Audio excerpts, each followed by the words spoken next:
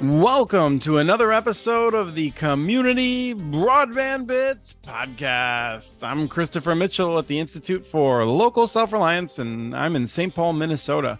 Today, speaking with Sean Gonsalves. Sean, I think you might now be one of the most recurring guests at this point on the show. It's getting up there. You are the Associate Director for Communications for the Community Broadband Networks team here at ILSR. Yes. And you know what? It's so much easier to pronounce my title now. Not to pronounce, to say it. Remember it, everything. Yeah.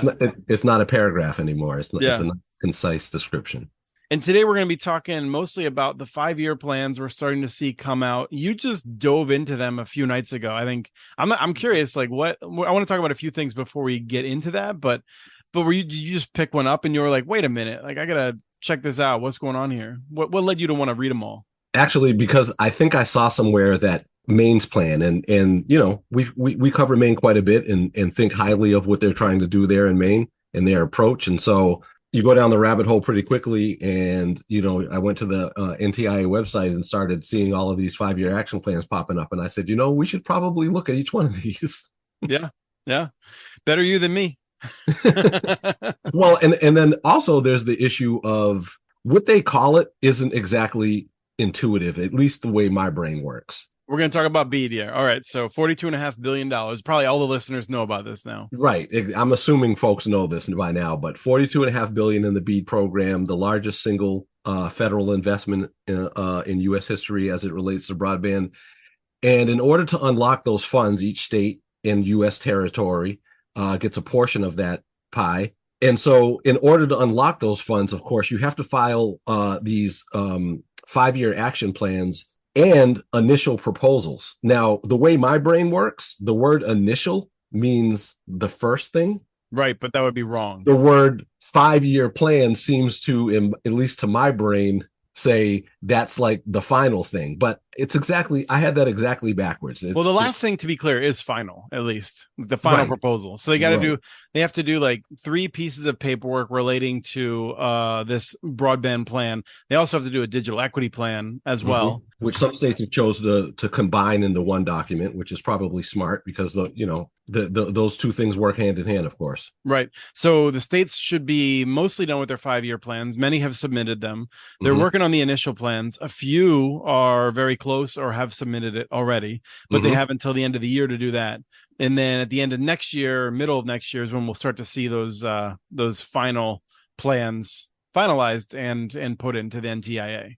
Exactly. Okay. So a couple other things before we dig into what you found and looking into these 5-year plans. And by the way, I think these are absolutely things that people should be reading to get a sense of this is an official document. The state has put time into it, has looked for public comment. There is still time if you're in many places that may not be finalized yet. In other places, you might be able to correct something in the initial plan if you don't like the way they're approaching it in the 5-year plan. So there are still places to go. If you feel that the state is ignoring the comments of you or your group, you can talk to the FPO, the Federal Program Officer from NTIA. And if you Google that, you could find pretty easily who that is. Reach out to that person on email and say, hey, I've been telling the state this and they won't listen to me or something like that. And the FPO can try to figure out what's going on there because states are supposed to be taking feedback. Big time. Yeah. All right. So, Sean, yesterday we did the history of LTE on the Connect This show. Did you watch that? Man, I was so busy deep into reading these plans that I haven't caught up with that yet. That's what I thought. I think probably a lot of people listening are in a similar position.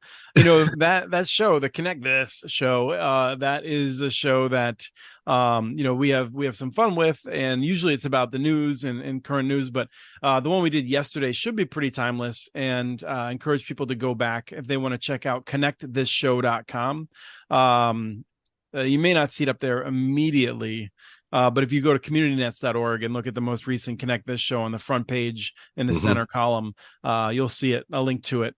I just say that because Rye's out, and Rye's the one that usually updates that stuff. That's right. It'll be up on Monday. Actually, by the time people are listening to this, it should be up there. But at any rate, a history of wireless, LTE, and that sort of thing. It is a good discussion. It's a good history and just good, walking down memory lane a little bit of some of the early wireless stuff. It's kind of cool. So we did that. And then we got there's a few other things that have popped up. One is you wrote a story about Loveland Pulse Network, That's right. network that, I'm not going to spoil anything, but we have decided, and almost certainly now, to do our fall retreat in the Front Range in Colorado. And we're hopefully going to visit Loveland Pulse, visit Longmont, visit Fort Collins to see their networks.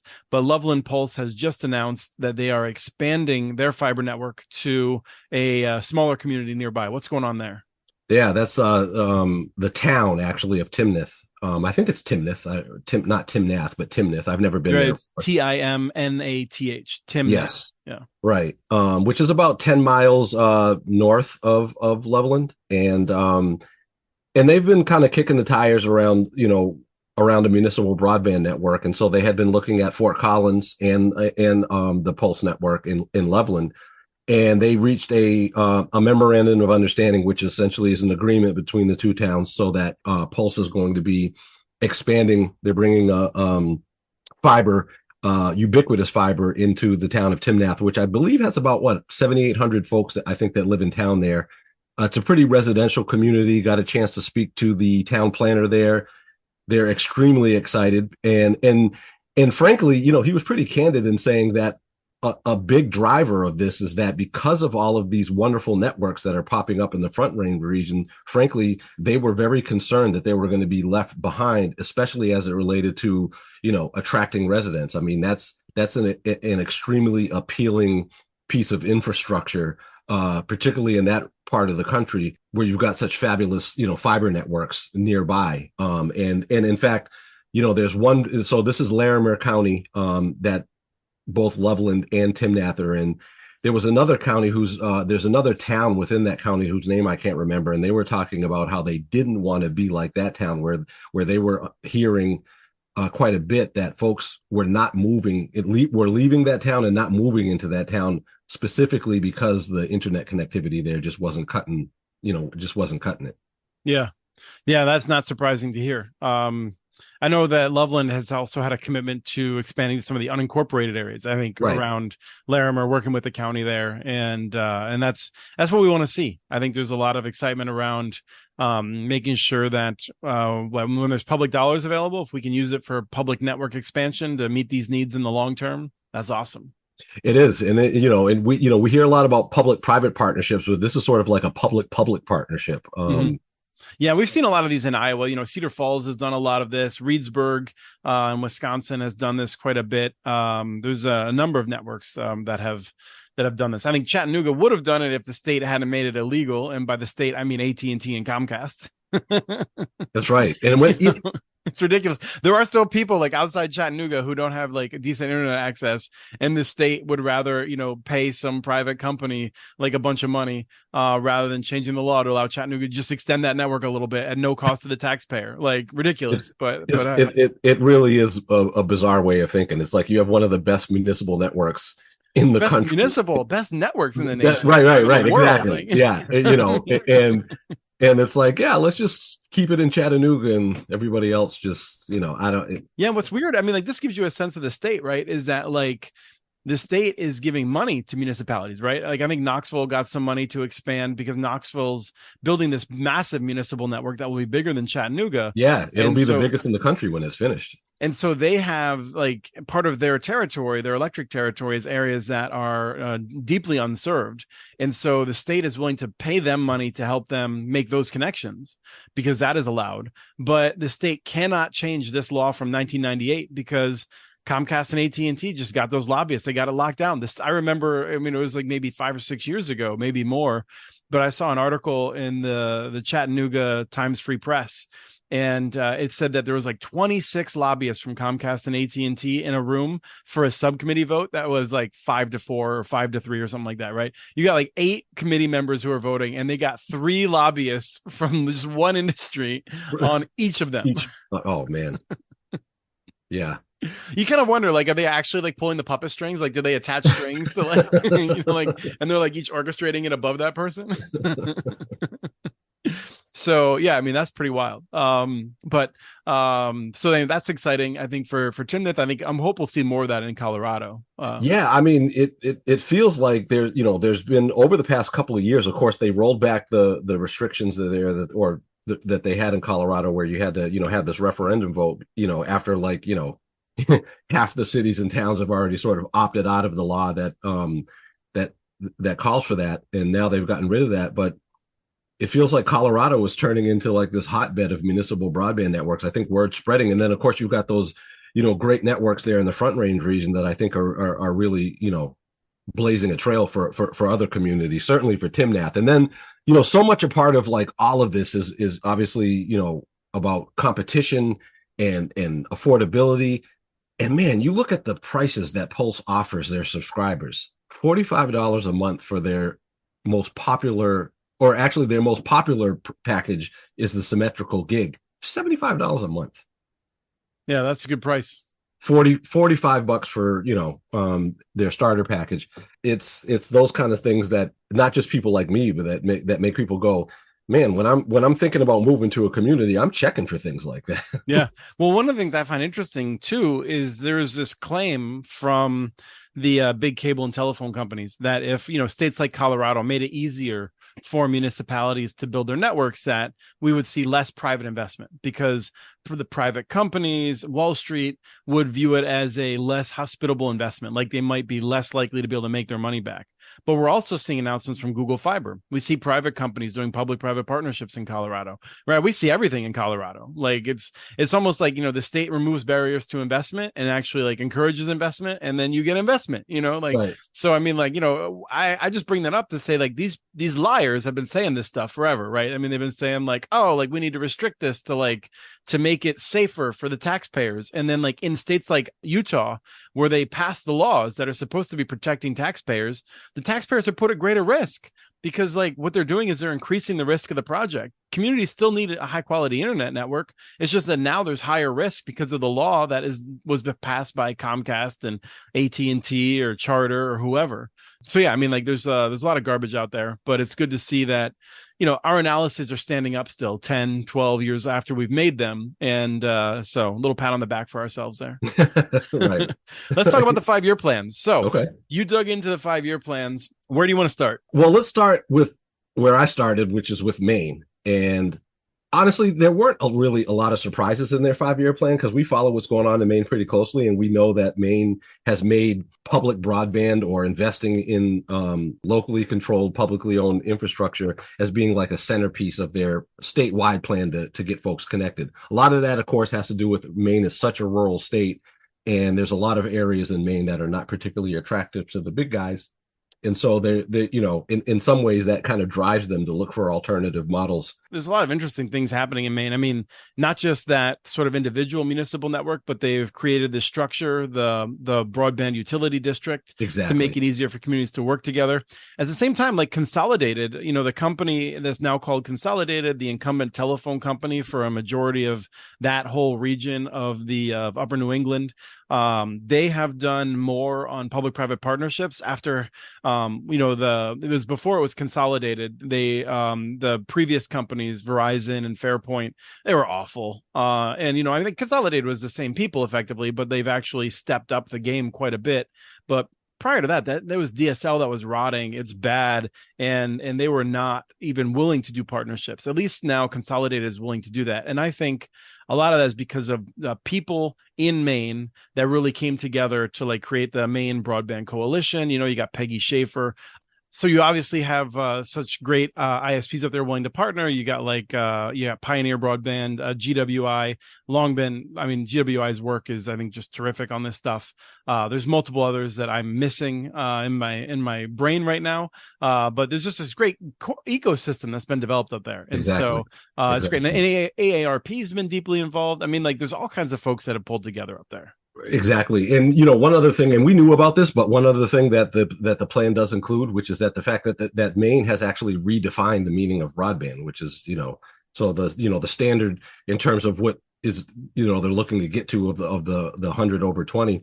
Maine says no, we want symmetrical 100 megabits per second service, and so they're integrating that into their plan. So there's just a lot of action and exciting things, and I feel like Maine is well poised to really capitalize on this moment. And whereas other states, it feels like even in looking at their plans that it's even the ones that look kind of beautiful are kind of like it's kind of like the same old kind of thing, with a lot of the, you know, the obligatory rhetoric around, you know, how important it is to close the digital divide and how they're going to, you know, maximize the federal funds and all of these kind of things. So there's only so much you can say about permitting, right? Like that's right. There's only so much you can say about permitting. I mean, that's certainly a pattern that I've seen, is that, you know, a lot of the language, you know, it varies from state to state, but they're pretty much all making the same points about what the goals and the vision include.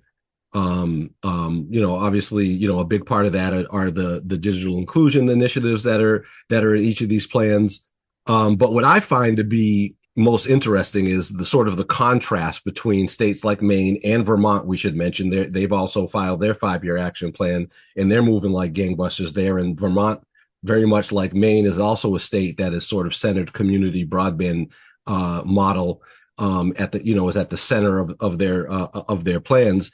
And then you've got, you know, the string of states, 17 by our count, that have these preemption laws that really fly in the face of the plain language of the infrastructure bill, which says that you've got to give municipalities and political subdivisions access to these BEAD dollars.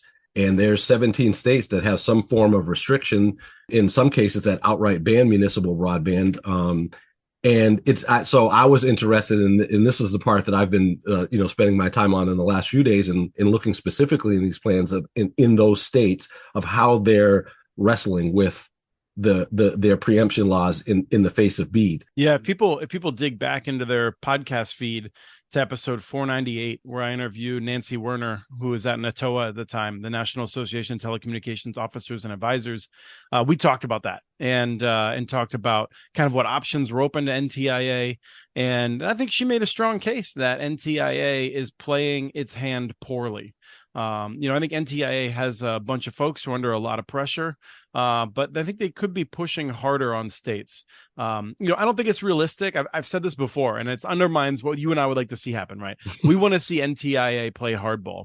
Right, and be like, we're not giving you your funds unless you remove these barriers. Right, like, I mean, like the election could be decided by like Georgia or North Carolina or Wisconsin, and like each of those has some barriers. And well, Georgia's is really light. It's not really related to broadband, but like it's hard to imagine the Biden administration telling North Carolina, you're not getting broadband funds, you know, like in an election year. Right.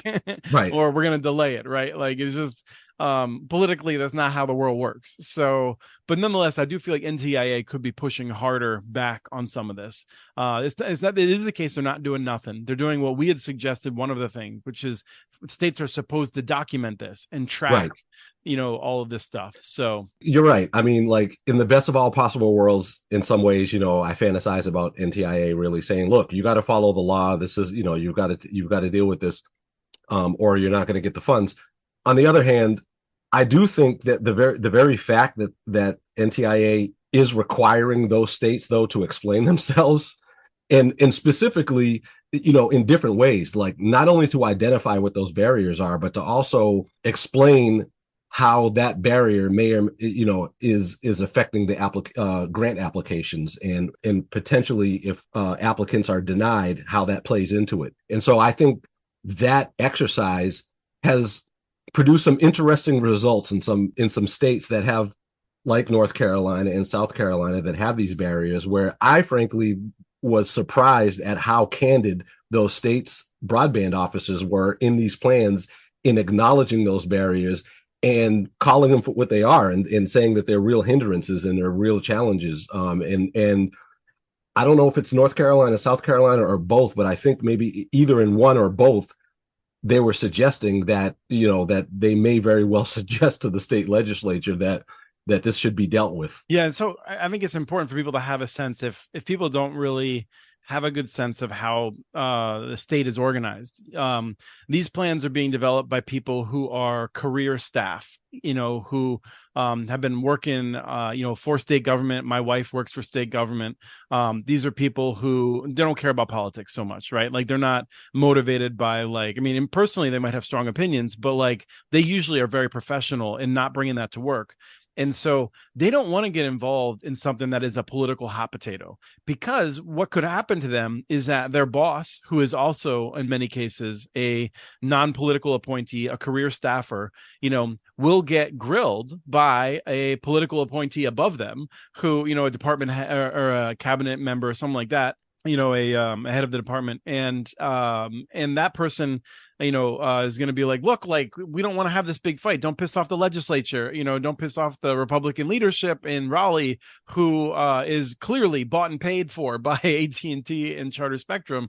We don't want to, this is not where we want to have a big fight. And so for them to come out and to just be so clear that like these laws are hurting our ability to get everyone connected, we did not see that 5 years ago from any state, really, because like the career folks felt like that was a line too far. But now they clearly recognize that this is such an issue and this is such a barrier that they can't ignore it. And so right. We are in a much better place because of that honesty, I think now. But it is pretty remarkable. And that's what I mean. I think we need to like acknowledge that that's the needle has moved pretty far on that. I mean, granted, it isn't, the actual removal of some of these barriers in some of these states, but to the extent that the folks who are administering these programs are candidly acknowledging these barriers, I think is a significant, step forward. Yeah. So then in South Carolina, there was something else that was interesting though, with what we saw in the report, which I think we didn't really expect.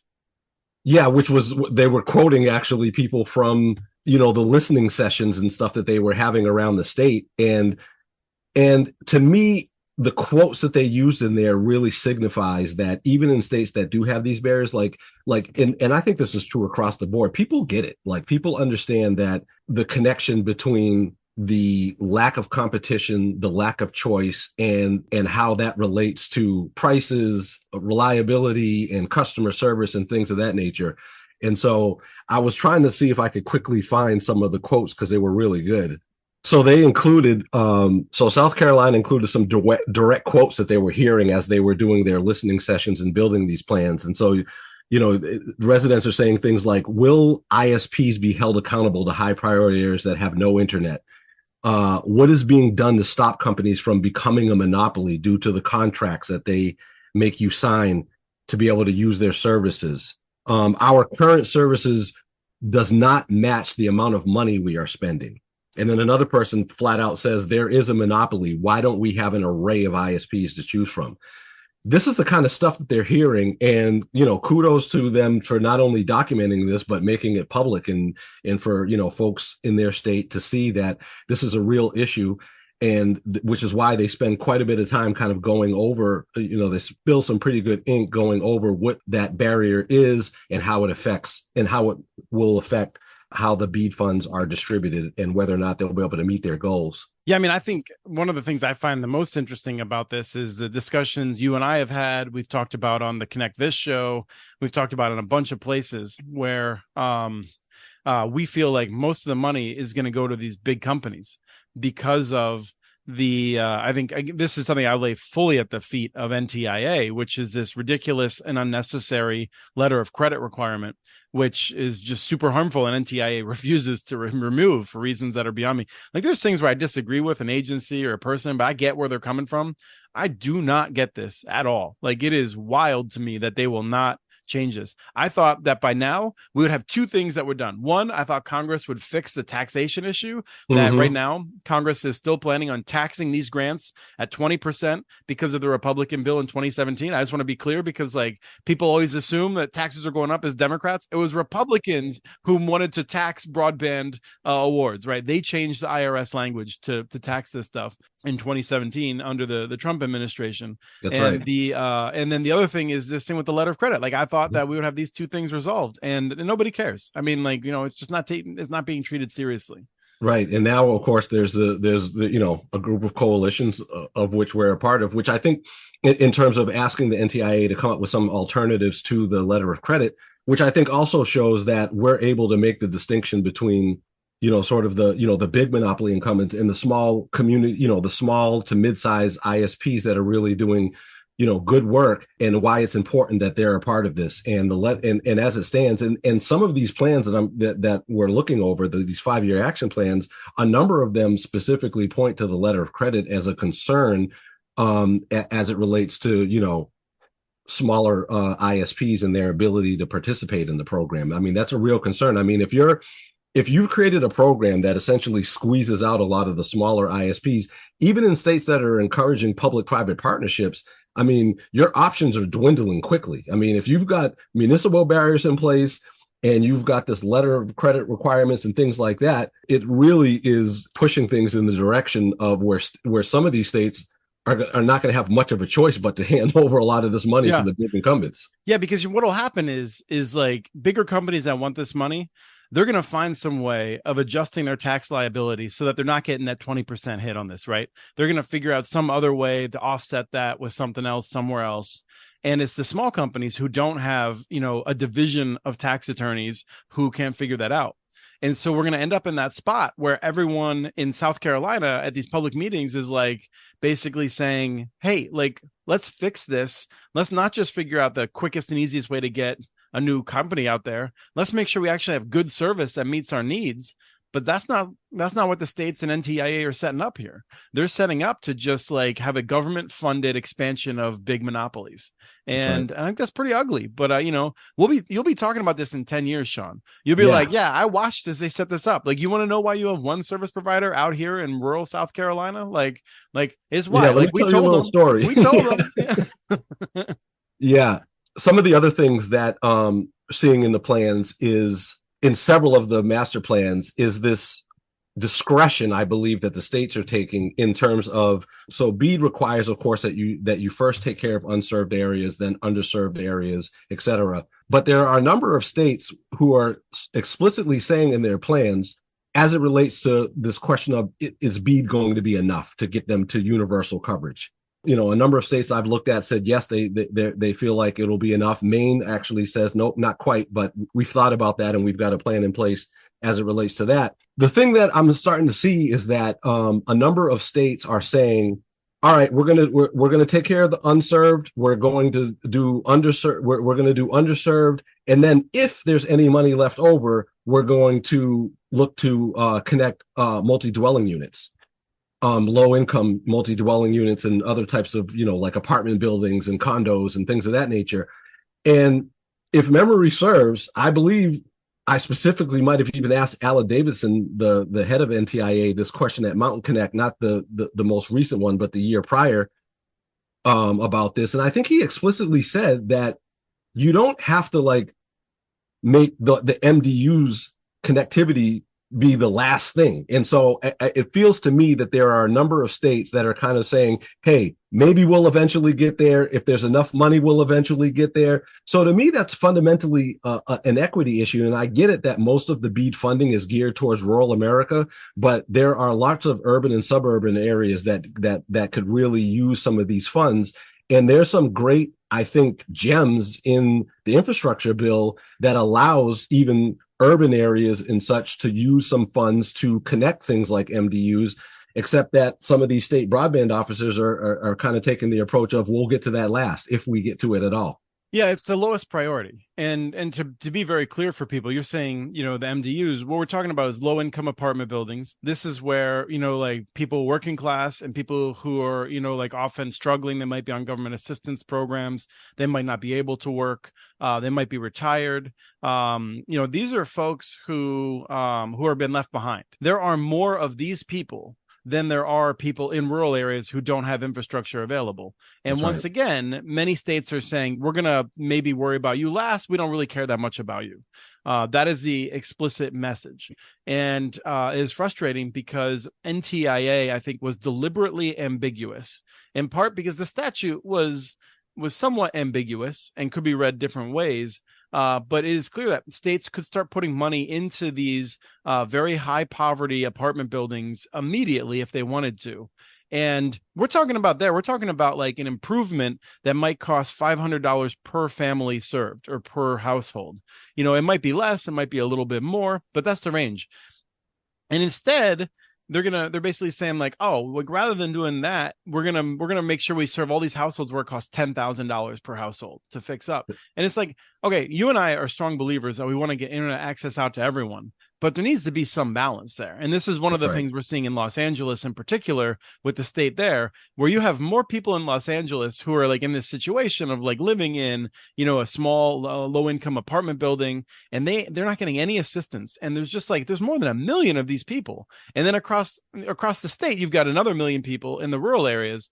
And the state is just basically, well, you got to worry about them first. Well, no, you don't have to. It is a policy decision that you are making that once again, we are taking the low income families and we're putting them at the back of the line and saying, hey, we're going to get to you next. But what we really know what that means is we're never going to get to you. We don't care about your problems. You don't vote in high enough numbers. You don't give money to our campaigns. Our system is not prioritized to be responsive to you. And here's what it looks like. Right. And I got to believe that there are some congressional offices and staffers who are probably pulling their hair out of their heads over this, because in the sausage making of all this, of course, there's all these trade-offs that happen. But there were some people that I think worked hard to try to embed certain things in the infrastructure bill that allowed for things like this, despite, the overall shape of it being sort of more geared towards connectivity challenges in rural areas.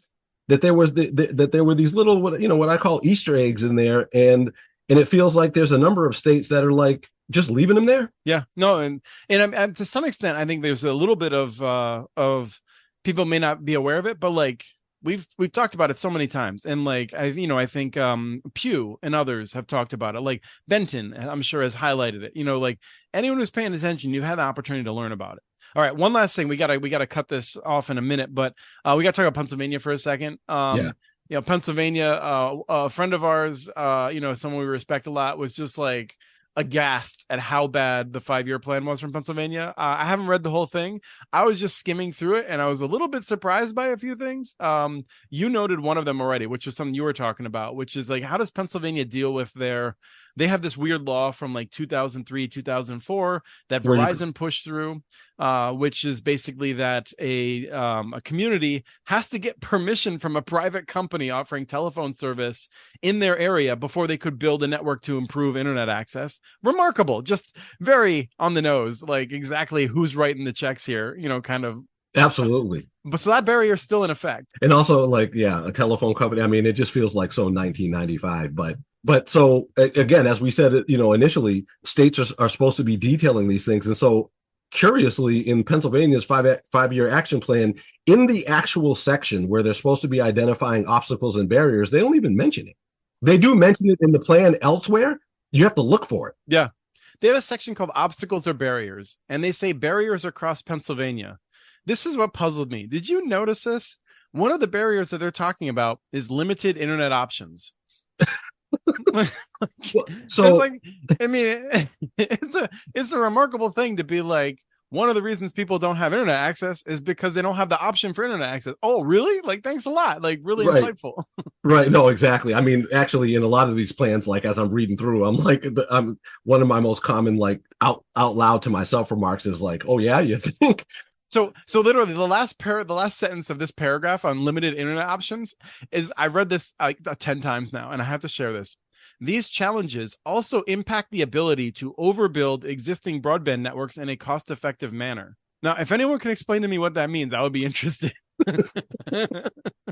First of all, like, overbuild is supposed to be like this like horribly negative word. I think whoever wrote this doesn't actually know what that word means, what the connotation of it is. Right. But like a problem with having limited internet access is that like then nobody can overbuild. Well, yeah, like you can't overbuild something that's not there, I guess. Like anyway, it's wild like how much this looks like it was scripted. Some group got like more than $1 million to do this, and I think you and I should have done it in a weekend. Man, we would have some good vacations later this No year. doubt, no doubt. I will give their graphics people credit. I mean, the plan looks beautiful. They've got all these wonderful maps in there and colorful graphics and what have you. But the thing that strikes me about Pennsylvania is not only do they sort of breeze over that barrier, they don't ever really connect the dots, even though the plan is littered with like evidence that shows that Pennsylvanians are screaming for competition and choice. Yeah. I mean, through the surveys that they talk about the different surveys that they've done and the results, and it's like when they ask residents who don't have home internet service why they didn't, the top three answers were it costs too much, the service is unreliable, or I hate the service provider. Those were the top three answers that they heard all across the state. And so there's all these different bits and pieces in the plan that kind of scream, hey, Pennsylvania, why don't you kind of help create the conditions to increase competition, et cetera?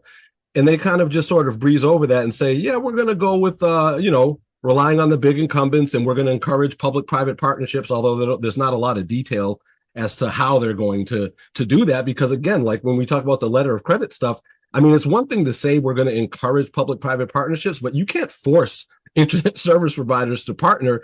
And so you can, put some carrots in there, but what are those exactly? How are you going to like help them get over the different concerns that they have to even want to enter into public-private partnerships? Yep. Well, we're out of time. Went longer than I tried to. Once again, always so much to talk about with you, Sean. Thank you. I do like to flap my gums.